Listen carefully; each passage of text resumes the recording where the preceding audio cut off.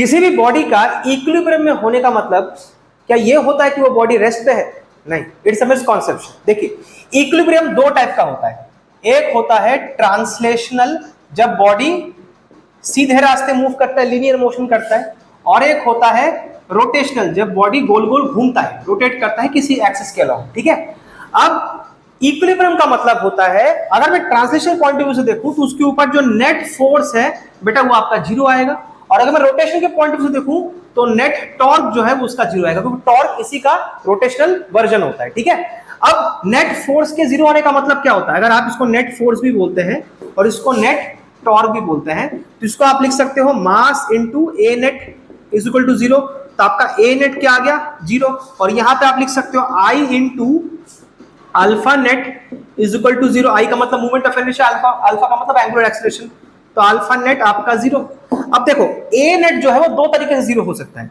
ए net को आप क्या लिख सकते हो? डीवी बाई डी टी, और इसको आप लिख सकते हो D omega by D T, angular velocity, omega is angular velocity.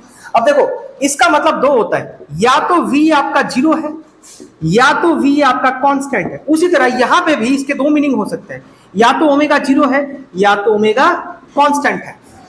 Omega या v अगर आपका जीरो होता है उसका मतलब बॉडी आपका रेस्ट में है, और अगर आपका v या तो ओमेगा अगर मान लीजिए वो कांस्टेंट है लेकिन जीरो नहीं है, उसका मतलब वो रेस्ट पे नहीं है, वो मूव कर रहा है लेकिन कांस्टेंट वेलोसिटी से मूव कर रहा है, या तो कांस्टेंट एंगुलर वेलोसिटी से रोटेट कर रहा है। उसका मतलब वो या तो वो बेसिकली क्या है? यूनिफॉर्म मोशन में है। अगर सीधा मूव कर रहा है तो यूनिफॉर्म मोशन में है, गोल गोल घूम रहा है तो यूनिफॉर्म सर्कुलर मोशन में है। इस टाइप के सिचुएशन को हम बेसिकली बोलते हैं स्टैटिक इक्विलिब्रियम, और इस टाइप के सिचुएशन को कहा जाता है डायनामिक इक्विलिब्रियम। इसका मतलब एक बॉडी रेस्ट पे कब होता है? जब या तो वो रुका हुआ होता है, जिसको हम बोलते हैं स्टैटिक इक्विलिब्रियम।